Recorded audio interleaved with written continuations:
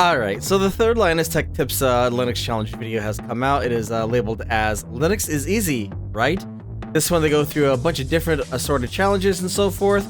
Let's just say some of them went alright. File, export, video, audio, functioning, and it was that fast. While others, not so much. It's not telling me like what it's doing. Apply the action! So I don't know if... Welcome to Vensire Studios. Let's get this started. As usual, all the chapters will be in the description section below, or you could use the seek bar inside the video to jump around between which sections you would like to check on out. But yeah, unlike other videos where I focused on someone specific, starting with like Linus and Elijah, then Luke, this one's going to be more linear since it is actual challenges that they are doing. And with that, yeah, we're going to just jump right on into it. The first challenge was to set an auto start application. I'm on the KDE desktop environment. They actually got that completed without a single problem. Linus on his Pop! OS desktop computer, you can just find it looks like right in the settings section, and on KDE, pretty much just as simple. I just bring up the to search and whatnot, just type in sudo start, auto start, and there you go. You see I have Mega Async on here already. I set this up earlier.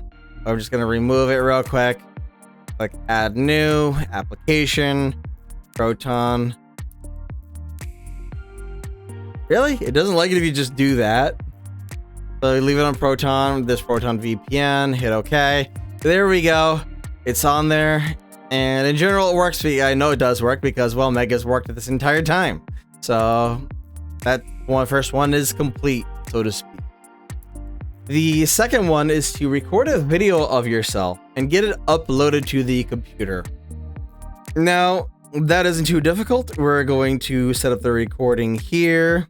But suffice to say, each of them did get it done. Linus and Luke, they were able to just plug their phones into their computer and just transfer it over. A little more complicated for Elijah because he's on an iPhone. He actually had to use a KDE Connect, and for myself specifically, I will be using the same. If I bring this up, you can see my phone is fully attached on here along with one of my tablets. So let's get this video recorded. This is the beginning intro of the video that I am going to be transferring to my computer. This is the middle section that will be cut out of it in the future section for part 3. And this is the outro that will be included in the video in the end.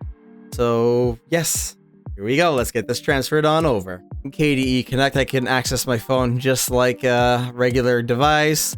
We're going right into all of these here. The camera, modify just now, copy, and we're going to paste this right on the desktop. And then we're going to play it back to verify that it works. Now, because this is doing it wirelessly, I think it's just through Bluetooth, maybe. It does take a little while to send. Considering I probably just recorded in 4K. So, task 2 is complete, as we can verify here. This is the beginning intro of the video that I am going to be transferring to my computer. Wow, it didn't look like that when I recorded it. Why is it so bright? Either or. It's done. That's a camera issue. I'll have to look into my phone later. That's beautiful. Okay, so task 2 is complete. Task 3 was to edit said video up and to do a cut inside it and get it exported. All right, so for the third task, it is to upload the video to a video editor and get that done. Unlike Linus, I do have Davinci Resolve fully up and running. You can get it installed inside Pop! OS, by the way. You just need what is called ResolvetoDeb in order to get that done. I have worked on it and tested it in the newer version of Bougie before 2604. It was 2510, I believe. I had to do that, but in order for that to work properly and recognize the my laptop properly, I had to use a roundabout way to get the 2404 CUDA stuff installed, and Bougie was not happy with me for that. But yeah, let's get this typed on up. This will just be for phone. Here, hit OK. Minimize my OBS. And now we gotta go grab said file from the desktop. OBS could just be moved to the other side. Still be on my phone. Oh, desktop, the video, pull in. And might as well tell it to change. And we're going to put you on here, which I look fine. So yeah, basically it's stating that so I'm gonna have to take an extra step. I'm going to be using AVI demux in order to get things changed over. The reason for using this is I can just copy my video. Wow, that looks horrible through here. And just tell it to change the audio on over to PCM. Usually does MKV, but I just set it to MOV. You could also change the bit rate, of course. You're using like AAC, which we're not. So now we're going to tell this to save a video. We're going to go to desktop again, tell it to save. And if for some reason it didn't keep the proper vertical, I'll fix it, which it apparently didn't. So we're going to delete this. We're going to bring this over here. Close the primary recording because I got that on hotkeys. So 90. Rotate it or not? Select the wrong thing. Oh, I didn't type it in. 90. There we go. Zoom you out so you fit right on in. Leave it as that.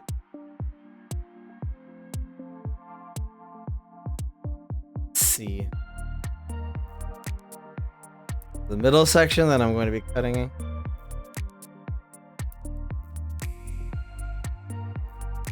So take care of that. And I could actually just go here and do that. We could do the same here so we have no dead space. And we're gonna go to export. This one is going to generic destination, which for me would be inside Davinci Resolve. Cut phone video. We'll change it on over to H.265 because we don't need it to be like high quality or anything. And leave everything else the same. Audio is going to be PCM, though you could change it to MP3, or if you're doing, say, MKV or MP4, you could use FLAC audio. We're just gonna have it export. The other one, I didn't play it. I got ahead of myself, so we're in the Davinci folder. And let's do this. I'm gonna drag this on over here so you can see it. I'm gonna drop the volume. This is the beginning intro of the video that I am going to be transferring to my computer. And this is the outro that will... And I'll just, you know what, drag this over here too so you can see cut phone video right here. And we're going to do the same now on network. And this one I will name just cut phone video network. Recording the video and sending it over. So task 3 is now done. Now, with that out of the way, task 4 is to send it over to a network drive. Now for me, this is going to be easy because this is already saved up. This is already set up. I don't have to close it on out or anything else. Only thing I gotta do is set it to one of my network drives. I already went over in my previous video how to set up the network drives inside the KDE desktop environments, and probably is kind of the same side of the others. You need the program CIFS. I guess is it program? You could say, you know, the add-on plugin, whatever, installed so that you can get that to load up to give you your network drives. You can find that in the card right up above. And with that out of the way, let's get back into this. So Linus got it completed. So congrats to him. He got that all fully done without too much difficulty. Luke couldn't because he doesn't have a network computer to send his stuff to, so that he could not finish. And Elijah tried, Oh, he was on the right track. He was working on it. He's even looking at it, how to do it, set it more encrypted. So a more advanced way than my SIF's tutorial. And it's a way that I'm probably going to look into also to get it more secure overall, to see how to do that. But yeah, he didn't get to finish though. So me, on the other hand, I get to finish. Because it's literally already added on here. It should be, there's the NAS there. That's the scratch one, which is SSD, which is, again, my network one. Also, we're just going to leave it on the base scratch section. Oh, before that, let's jump on over to here, export. We're going to go here. We're going to go to SSD main and scratch. Cut video, phone video network. This is the beginning intro of the video that I am going to be transferring to my computer. And this is the outro that will be included in the video in the end. Have no problem with it. All seems to be fine. So that is 3 and 4 out of the way. Yay! Now I believe I could turn that off. Close that and close Resolve. And move to the next one. For the next challenge, it was to remote into their computer. For Linus, he actually went with TeamViewer, which, ew. I'm glad he prefaced about how he doesn't condone how they handle things now and so forth, but he's got the perpetual license, so that's what they use for the company and whatnot. Other than that being said, though, he couldn't get on in. Linus then tried a few other programs, including AnyDesk, and AnyDesk unfortunately doesn't work with Wayland and would require him to disable that, and in the end he ended up failing at that specific task. Luke used his phone to remote in from Steam, so good for him, he was able to finish, and Elijah used some other program as well. I wasn't sure if I was going to be able to do this, primarily because I had no need to do it for the time being. So I was like, I could probably get this done pretty easily. And yeah, I just, went ahead, loaded up Rust desk. Is that what it's called? Rust desk. It's all one word, but yeah, there it is. Yeah, you can see that's loaded on up. I'm going to load it up on my phone here. And I've already connected to it, but I'm gonna reconnect anyway. It needs my password.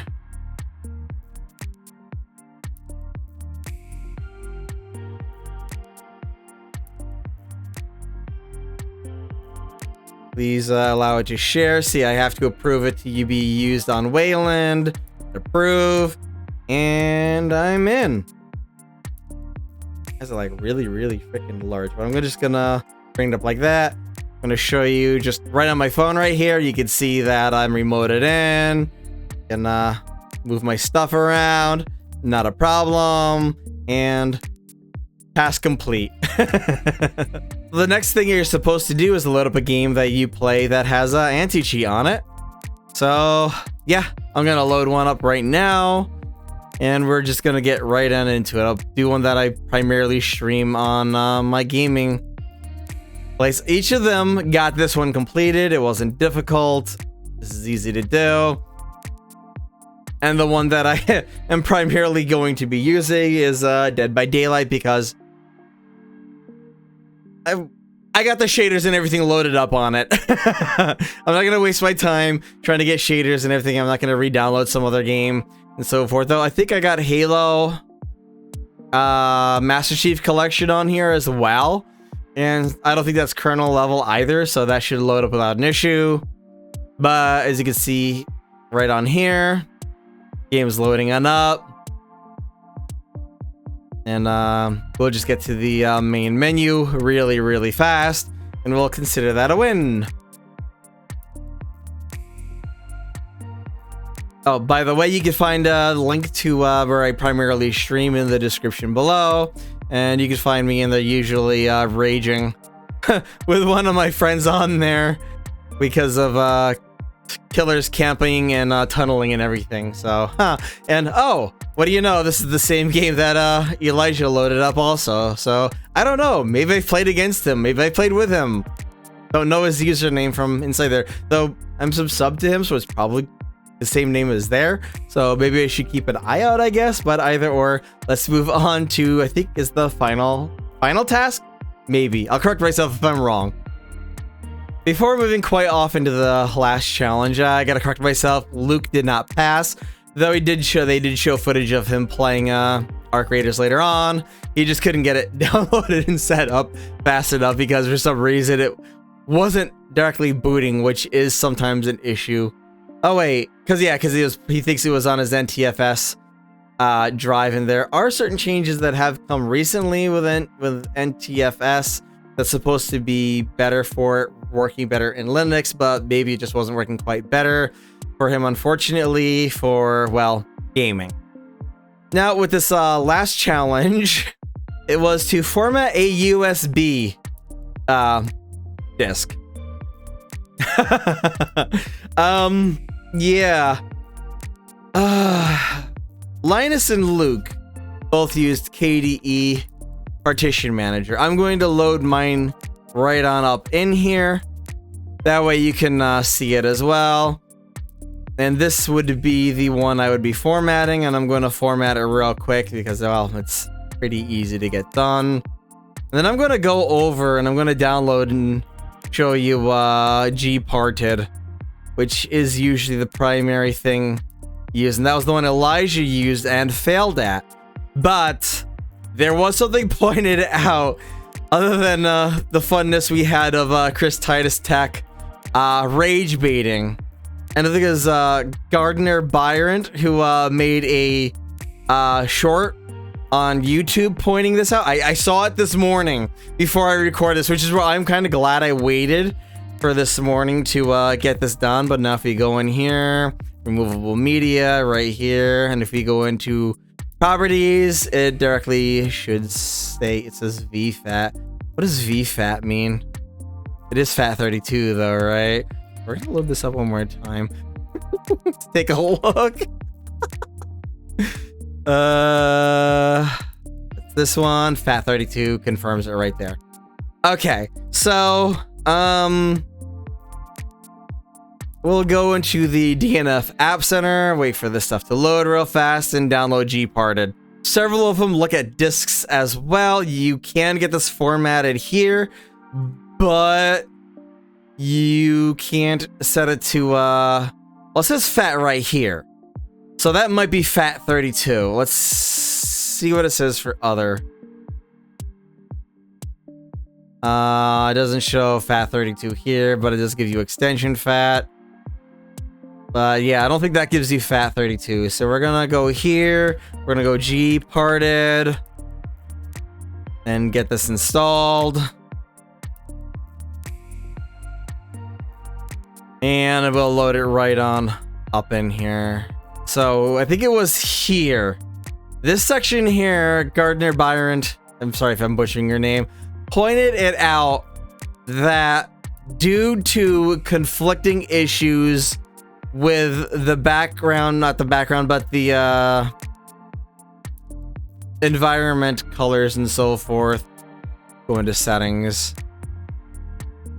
If you go to, like here, you can see the different themes. It was the theme issue. That was the issue with it inside of Bazite. These weren't showing up. So if you go here, we go to this one here.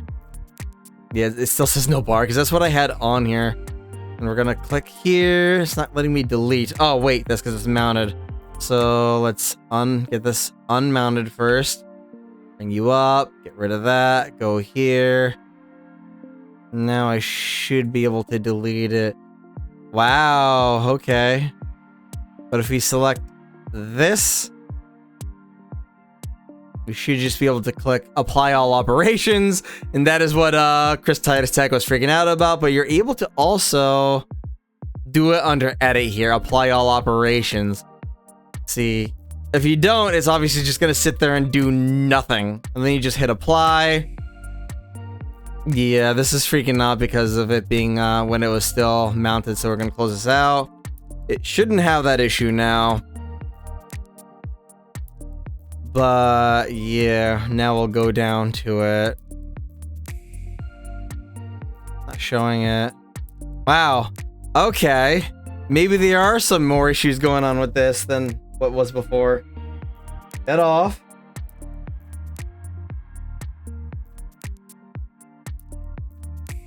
I will leave all of this in here because now I want to show that there's some problems that could be getting seen inside of here. So you see that's got plugged in, G parted, load it up, go here, format to FAT32. Now let's do apply. Okay, so it wasn't letting me delete the partitions and everything. But now we can close that on out, close that out, open it up, and it loads without an issue. And to doubly verify, let's copy this here and just tell it to transfer. There you go. Done. So, yeah, that was because it was mounted before I went in there and I didn't see an option to just dismount it directly from there. But we'll verify that one more time and go in here.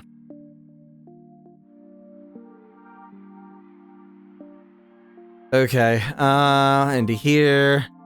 So you're mounted. So yeah, unmount right there. So there you go. Then you're able to go and change everything around to what you would like. You could resize it, change whatever settings, and format it again to whatever you specifically need or want. So yeah, that's unfortunate that he didn't at least get to see those buttons up there, but he didn't even try to click on anything else to see if it gave him an option to do it somewhere else. So CTT's freak out, I feel, is still justified for the wow he went off on that. And yeah, that really, I'd say, concludes this video. The next video I'm going to be doing, I think, will be what I don't like inside what I've been using inside Linux so far and what has given me issues inside at least Nobara specifically, because I really like Nobara overall, but there's like 1, 2, or 3 different things that have caused a little bit of an irk inside me and have ticked me off. So that should be a fun video to go with. Like the video if you liked it. If you didn't, you know what to do. If you have any comments, questions, or suggestions, leave it in the comment section below. And as always, hit that subscribe button and the bell notification so you get notified when a new video drops, and I'll catch y'all next time. Bye!